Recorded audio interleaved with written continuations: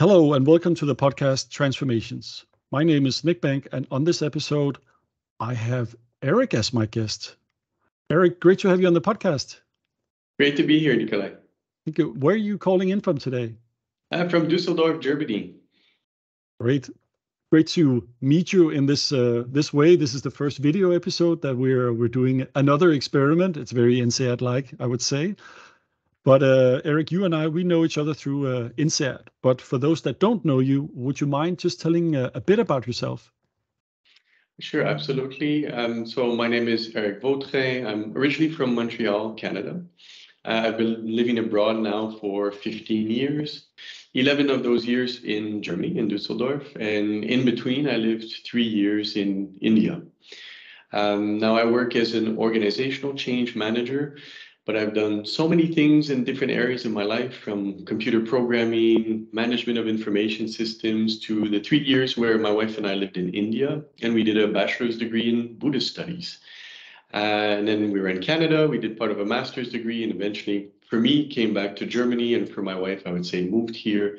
Maria is from Russia. And yeah, we've now been living here for just over 5 years.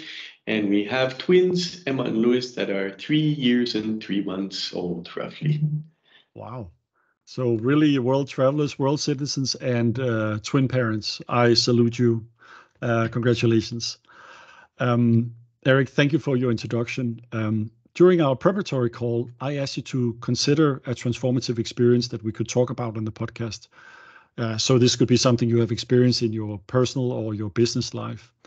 But just before we do that, I was wondering if you have your own definition of transformation that you would like to share.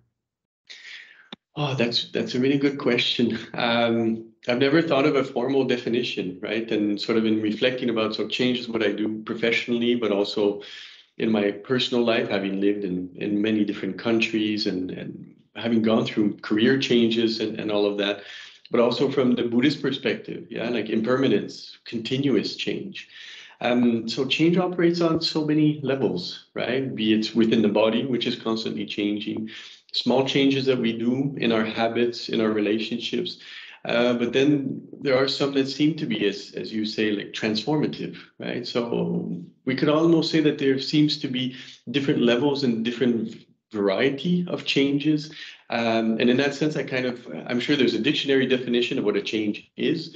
But in terms of the lived experience of all these different changes and putting it into one concise definition, that'd be pretty difficult for me. I can relate. I can definitely relate. Thank you for sharing your perspective. So, Eric, which experience did you choose to share with us today? So I decided to choose an experience from my teenage years, actually. I've gone through many changes throughout my life, as I mentioned, but this one I think was formative in many ways. So a bit of maybe a backstory to this change is when I was 15 years old, actually one of my acquaintances passed away. Unfortunately, he was also the same age. He drowned in a lake. There were a group of friends that were partying. I wasn't there. That was one of the times that I wasn't there. And they had put the beer in the lake, wanting to keep it cold. And unfortunately, this guy, when they were partying, went out and went too far and drowned. That was our first experience as teenagers with death from within a close sphere, let's put it that way. But for me, I wasn't very close to that person, but still some of my good friends were. And a few years later, when I was 17, one of my very close friends died. So she and I weren't boyfriend, girlfriend, but sort of in a way. And we were a group of friends that every Friday we'd all go out partying, to the same clubs in Montreal. And sometimes I would go and spend the nights at her place or parents or vice versa, and that was one of those times. We went out to a club called Les Foufounes Électriques in Montreal.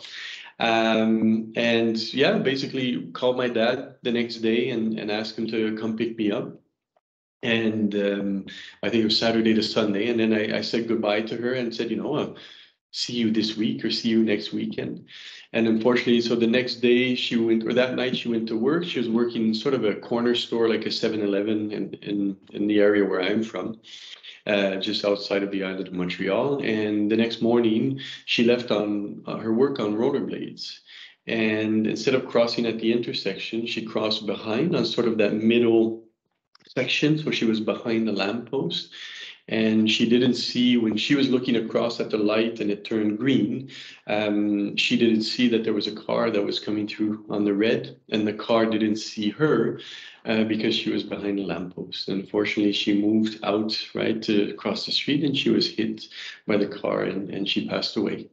And that was, I think, we faced the question of mortality at a relatively young age. Now that I look back, I'm 44. Now that I look back, and yes, at 17 years old, I thought that I knew a lot and that I understood a lot and that I could manage all of adulthood right on my own. But being faced with death at 17 of a 17-year-old, and then seeing the reaction of the parents, be it my parents at the time, her parents, her brother. I mean, we were all close, but to see how the parents experienced it. That was something that had a huge transformative effect on my life, both positive and in a way negative, I would say. The positive side, I think from that point on in my life, at the end of every conversation, especially, let's say, phone conversations later on with my parents, at the end of every conversation, we always ended it with, "I love you," always. And to this day, still with my mom, every phone conversation that we have, it ends with, "I love you." I sort of had an experience which brought me to maybe a realization of the impermanence of life, right? That there is no guarantee that after the last conversation, there will be a next one. And this was my experience with Isabel, was her name, because I saw her Sunday. My dad came to pick me up, and I said, "Bye and see you next Friday." Yeah, with the assumption of continuity, of course, of life. So on the one hand, I think it had a positive influence or transformative effect. I hope it made me kinder, more compassionate. I hope it made me more aware that we never know what other people are going through in their lives, right? And also not the assumption that there is a tomorrow, and not the assumption that I mean, everything that we take is so tangible and important, be it work, be it deliverables, be it money, be it, and don't get me wrong, I still struggle, even, after years of Buddhist practice and all these, normal things, I still struggle with it. But hopefully I believe that it had an impact on my life where it did make me realize about the impermanence, and hopefully made me treat people in a way which was a bit zoomed out from just a situation that I was in, be it a work or a school context, right? To take a little bit of the bigger picture. But it also had, I think, an effect which was normal, and which followed me a very long time, which was maybe not so positive in a way, which is that it closed me a little bit to love and to opening myself up completely from to be completely vulnerable, because we were very close friends, and there was love there, right? And there was an openness, and there was a connection, and this is a long time ago, obviously, but also intimacy. And then to lose that, and to realize, or to then think that at any moment, someone that you love and that loves you back can just be gone. And that's an extremely painful experience at any age, at literally any age. But as a 17-year-old, without more experience in life, and maybe more to related to, or to actually make it more relative, or even just to help through the grieving process, that was an extremely intense pain and hurt at that age. And I think for a long, long time, probably to a certain extent, even until I met my wife, which is going to be 10 years ago, next year, there was a part of me that remained closed Yeah, when I was in love, because there was still almost that childhood fear of that person, yeah, maybe no longer being there, and wanting to protect myself from that pain. That was extremely transformative. And then on top of that, it then connected to, at the age of 18, we have another friend who died, a close friend, and at the age of 21, my roommate actually passed away. So in a very short period of time, all these things in succession, so it probably amplified it. But with Isabel, it was the first time that such a close friend at such a young age had passed away, and that's what I thought about, a transformative experience that even still follows me to this day. And yet you and I had that conversation, offline about like permanent change and the paradox of that.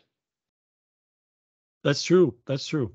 The issue of permanent change is I think the way that you presented that it had provoked you, and not in a physical manner, but maybe more from an intellectual standpoint, which I can, now that I think about it, and that's maybe also the change that I sense in myself as I have more and more of these conversations, is that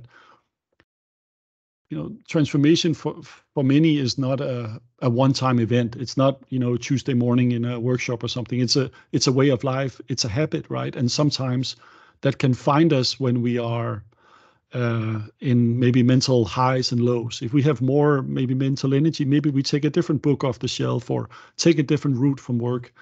I talked to a person who said, I was near a mental breakdown. I was ready for anything, and that was when she met a person that really helped her. That person had probably been alive the whole time. It's not like the person came out of the ground, magically or something. So both transformation can find us, but I think we can also find transformation, and I think it's in our and we know this from EMC, right? The way our capacity to name experiences or objects or things, Mm-hmm. both from the narrative practice, but also just from this sheer practice of recognizing things, not only for what they are. And I think it's Eric who said that, we don't see things as they are. We see things as we are. Mm-hmm. Which I think I would probably have a T-shirt made for him during that, because I think it is so true, because two people can stand next to each other and not only watch the same soccer game, there's a lot of reasons why we see that differently, but they can experience exactly the same thing, and they will have completely different takeaways from that. Interesting. We can record this on film. We can look at their body temperature or their brain energy and the brain waves, and we know it's going to be difficult. Yet they are seeing the same things, but they're experiencing something completely different.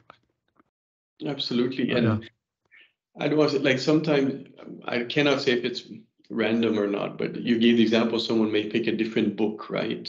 We never know in those moments also something may be presented to us and if it's going to connect or have a further impact to the change. I know that it's in those years after my friend passed away that I think my parents got me a book on Buddhist meditation or something to help me through the grieving process, because as parents with a 17-year-old, they also didn't know, how do I help, my child through this process.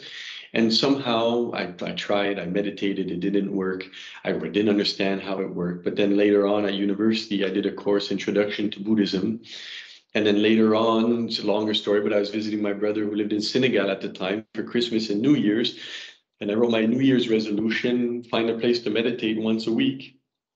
And I came back to Dusseldorf, and that's when I started practicing, eventually going to India, doing my bachelor's degree, right?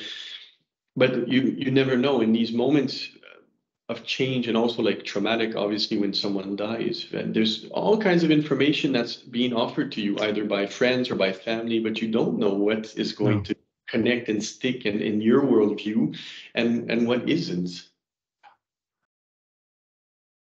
Eric, thank you so much for sharing your experience. And now is the time on the podcast, or should we say video cast, where we, through the wonders of modern technology, we're going to experience time travel.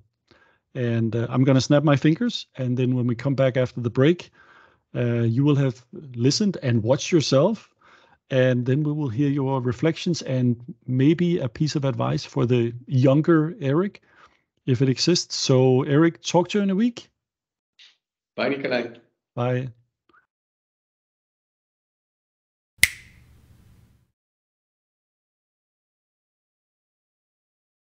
Hello, Eric. Thank you for coming back on the podcast today. It's now a week later. How are you doing? Hi, Nikolai. Thanks for having me again. I'm doing good. The last couple of days before vacation, I'm heading out to Canada with the family on Saturday. So just winding down at work. We have our team dinner this evening. So I'm good. I'm good. Looking forward to the vacation. Oh, it sounds absolutely perfect. What a great way to start the holiday. Yeah. You know, Eric, I am just so curious. How did it feel to listen to yourself talking about your transformative experience? It was interesting. First of all, I think seeing myself physically and hearing myself was not as uncomfortable as I thought it would be.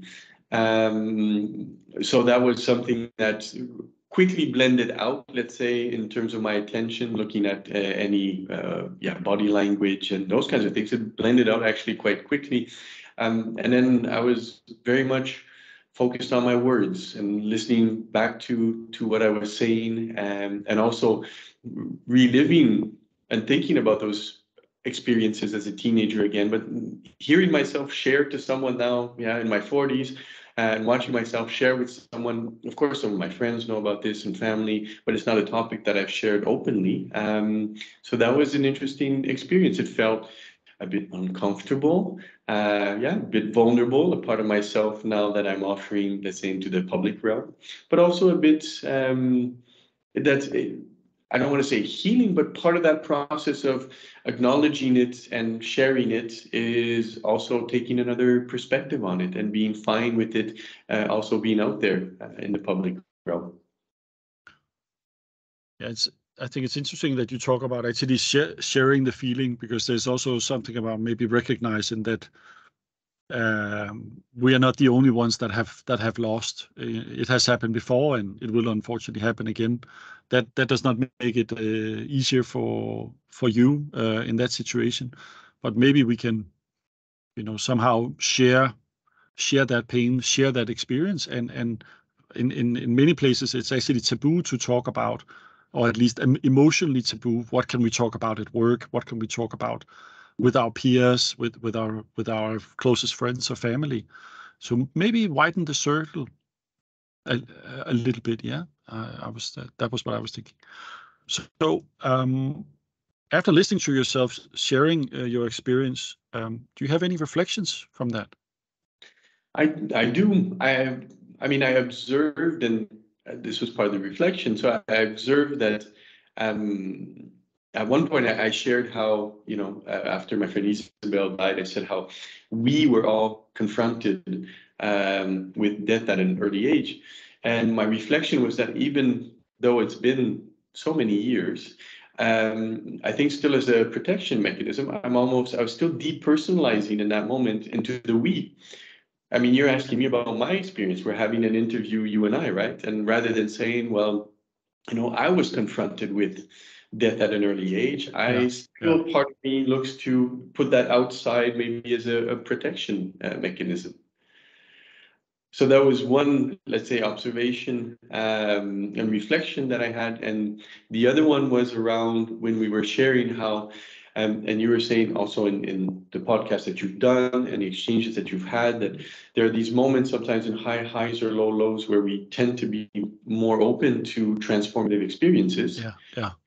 And also that we don't know at that moment what our brain is going to decide, right? I'm going to take this book, or I'm going to call up that person, or that person tells me this and I'm open to it. And it just made me reflect how we really don't know much about how we function. We don't. No. Because in that moment, you can get the same information that you've gotten 100 times before, or you can get, and then it's going to stick, or it's going to lead you to connect dots which you have never connected before. We really don't understand our own psychology and also our own human brain in terms of how it processes, filters, decides, or makes those kinds of associations. So there's a lot of I mean, randomness is maybe the wrong word, but to a certain extent, there's a lot of randomness in our path in life and what we take in and how it impacts us. It's interesting that you bring it up, because just quote unquote the fact that we don't understand it, that doesn't stop, can I say, a lot of people from not worrying about it. We're constantly confronted and by a lot of ideas about how we should think and how we should act and how we should relate and how we should process information. But to your point, we really don't know how we actually react to those different points. We see people that have gone through. We talked about this last time. Also, people that have, at least on the surface, had the same physical experience. We talked about going to a soccer game. It could be uh, having maybe some sort of a violent experience, or a very powerful experience, be it a sensory experience. And some will, people will take it in completely differently, and they will process it differently, and they will walk away with completely different perspectives, right? So on the one hand, you could go, why worry? Why do we worry so much about all these things? Maybe one could even be fatalistic and say, whatever happens, it happens. There are no right or wrong feelings.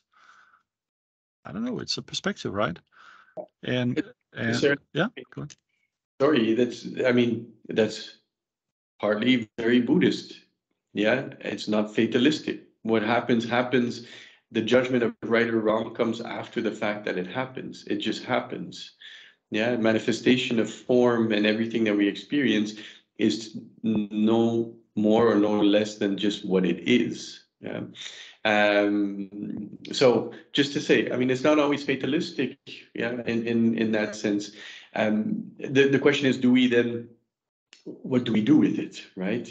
In that sense, do we say, well, because there's no good, no bad, then I just go ahead and hurt anyone or do things for my own sake without thinking of the consequences, or do I rather see it that there is no predefined good or bad, but the choices that I make or how I interpret it, and has consequences on people that can be beneficial or not, right? But we really don't know. We slowly, I think we're starting to learn more about how the human brain works, obviously. Yeah, neuroscience and psychology and their fields bringing all that together. But as the human experience, we're exposed to so many things every single day. And as you were saying, there are some moments where we seem to be more receptive to certain types of information, or we make more connections, like resilience. Yeah, why do certain people go through very traumatic experiences and come out stronger and even more loving, more open, more helpful, more generous, and others get completely destroyed by it? And no judgment to either or. It just underscores the fact that we don't know really that much about how the human mind and spirit and heart in that sense functions. Yeah. I think it's interesting that you bring up Buddhism, as I bring up, fatalism, and fatalism can sometimes be interpreted as this aspect of, well, it doesn't matter what I do, and it has already been decided, and there's basically no impact. So, sort of on the counterpoint of that is that I should care, that my actions matter. They may not matter to me specifically right now. I may not see, so we say, an impact or an effect, but by doing the right thing, that is the right thing.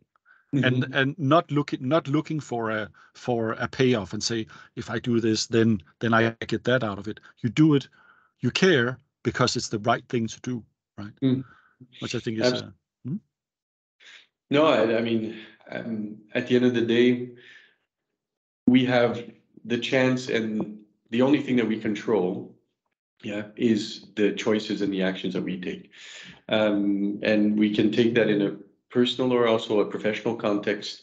In that sense, if we encounter situations in a professional context where things are not working out the way we would hope for, we really can't control much about the other party or the other side. Yeah, we can only control basically how we react, how we come to the table, what we're willing to try, how we're willing to adapt. And yeah, then if we try to ground that in whatever values are important to us, then that's the best that we can do in that sense. And yeah, it was interesting, right, to watch myself and then to realize that there are a lot of things that are present, and at the right moment, in certain circumstances, they may connect to allow for growth. And in other moments, they're there, and we just, we don't see them and we don't act on them. No, I agree completely. Just before I pressed the record today, we talked about this, so we say the story of the Buddha coming out of the temple. Maybe you want to share that story with the listeners and the relevance for this experience. Absolutely. So it was one of the associations that I had, because as I was preparing for our second call and thinking what I would tell myself if I went back, right, or I could talk to my 17-year-old self. And first, what came to mind was, well, let the hurt from that experience push you and propel you to seek truth like it did. Yeah, I mean, that was more or less the beginning of my quest of trying to understand the meaning of life and truth. So I would say to my 17-year-old self, go ahead and do that. But at the same time, along the way, seek out those that can help you to heal. Yeah, because I mentioned. Sorry, I'm a bit. I got a bit of a cold. I mentioned how it had an impact also in terms of my ability to be vulnerable in future relationships and all that. So I go back to myself and say, look, seek those who can help you to heal as much as this hurt, right, is propelling you to see truth and knowledge. And then the association that came to mind is actually the story of the Buddha. And obviously not to compare myself in any way to the Buddha, but his story is such, right, that when he was born, his father went to see the village elders, the wise men, and asked, for a prediction of what would his son become. And they said he would become either one of two things: a great governor, or a great, he would continue the family legacy in terms of the dynasty, or he would become a great sage. So the father decided to shelter him in the palace for almost the 26 years that he lived, and with everything that he could imagine in terms of worldly pleasures, because he wanted his son to be, his successor in the dynasty. And at some point, the driver of their horse carriage brought the Buddha out. And the first time he went out, he saw sickness. And then he was brought out a second time a couple of days later, and then he saw old age. And then a third time, then he saw death. And the fourth time, he saw an ascetic, a sage, basically, a spiritual seeker.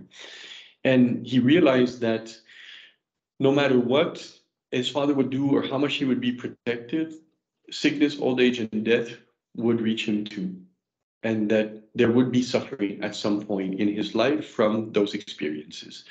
And he decided that he wanted to go and seek out an end to suffering. And why I think I had that association is that suffering, in a way, the experience of suffering can play a role to push us towards a search for knowledge, for truth, for understanding. Without that suffering, and then it becomes a much broader and longer discussion about Buddhist philosophy. But without that suffering, a right amount of suffering, there is no drive to figure out how can I end it. And so in that sense, why I thought about that is that experience with Isabel was extremely painful, and yet it was the drive that made me, or it was what made me want to understand more about life, what's important in life, to me, obviously, what's meaningful, what's the purpose of life, and how to live it in the best possible way. Now, I didn't reach any great conclusions at the age of 17. Let's not over exaggerate, but it was the start of that journey. Thank you, Eric. I for your reflections and associations. I have a question, and maybe it just shows that I'm late to the Buddhist game. But what about the pain? Because you say pain and suffering is part of this, but how do you handle the pain? Oh, that's a good question. it takes practice. Now, in the sense that, I mean, and I hope I won't get this wrong, but the Four Noble Truths, this like the four major first truths that the Buddha shared was, life is suffering. Suffering has an end. Wait, oh shoot. Life is suffering. Suffering has an end. There's a path to the end of suffering. Oh, and I'm forgetting one of the four, which is embarrassing. But there is a path to the end of suffering, and in that sense, it's practice, meditation, and other tools that are present in Buddhism are aimed at having a level of detachment from the pain and the suffering. It's not a denial, and it's not a repression. It's an acknowledgement, right, of its existence. But basically, to the idea of change and impermanence, everything that has a beginning has an end. So does the suffering. So does that feeling, right?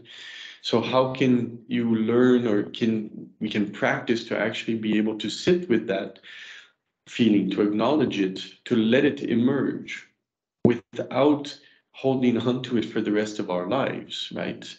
And it will come back. I mean, I think it's the Dalai Lama who says, he still experiences anger, like it still manifests itself in him, something that most people will not think that, His Holiness the Dalai Lama looks like the person who has absolutely nothing negative or angry happening inside of him, but it still emerges in him. But his practice has been the realization, and at some point it becomes realization, not just a practice, but that these things that emerge within us, they have a beginning, they have a cause which causes them to emerge. They will therefore have an end. Practice to be able to sit with that discomfort, to acknowledge it, but not to say, but sometimes some of our feelings, when they want to go away, we tend to bring them back, right? You start to feel better, and there's a part of you that's saying, oh, no, it's like, you're not finished with this. You need to suffer more. You need to be, you need that pain inside of you. Come back. And the practice is everything that emerges to try to become more the observer of it. Also the good, also the happy emotions, not to leave yourself, get lost in them 100%. One of the Buddhist teachers and masters that we met, he once said, when you're having a wonderful experience, like which brings you truly relative joy in terms of material or even family and all that, he said, just hold yourself back an inch from letting yourself completely get immersed in that feeling, because the pendulum will swing. It always swings. That's human nature, right? And if you hold yourself back just a little bit, then when it goes back in the other direction towards the negative feelings at some point, you'll have at least that much, which you held back on one side, which means the momentum will hold you back that much from the most negative experience that you could have with those disturbing emotions. So it's a question of practice, not necessarily something that, that I'm better at than other people, but it is the question of practice and perspective.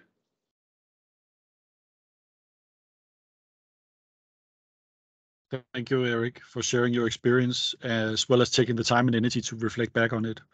I hope this experience was useful for you, giving you an opportunity to share the experience and to have this discussion and associations, reflections with me on it.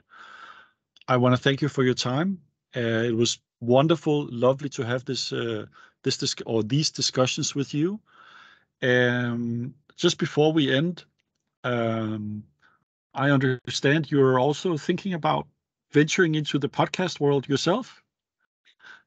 I am, and I'm next year. I mean, I wanted to accomplish it this year, and I haven't. So next year, I'd like to start my own YouTube channel and podcast. I have a number of people that I would like to interview who work in either in businesses, neuroscience, physical activity, like sports trainers. Try and just the topic that I'm curious about is basically leadership, decision making, and just get as many different perspectives on that as I can, and hopefully have some wonderful conversations like we had and like you're having with your other guests. Sure. So do you have a title for your show, or is that still brewing? It's still brewing. Yeah, it is Yeah. still brewing. So I also want to sound it with I did, and then it's morphed a little bit. So it's Yeah. not there yet. And actually, before we leave, because my brain has reminded me of the Four Noble Truths. Yeah. So Yeah. Yeah. basically, life is suffering. Suffering has a cause. There's an end to suffering, and there's a path that leads to the end of suffering. And those were the Four Noble Truths. That's great. Eric, we'll put a link to your profile in the show notes, and also where people can go and learn more about your upcoming YouTube channel. So that is very exciting. I wish you were welcome onto the stage of bringing yourself forward and sharing your experiences. And I can tell from not only from listening back to the last episode, but the conversations they develop and relationships deepen and develop. So let me know if I in any way can be of service to you, and I would be more than happy to share any thoughts or links that can send people your way. So with that, I will send you on your way to a great Christmas party, you say, tonight, and then some quiet packing tomorrow. I don't know how wild it gets in Düsseldorf, but I've heard stories. But yes. Good. Thank you, Nikolai. Yeah, Thanks for having me. of course. Thank you so much, Eric. Take care. Take Goodbye. care. Bye. Bye.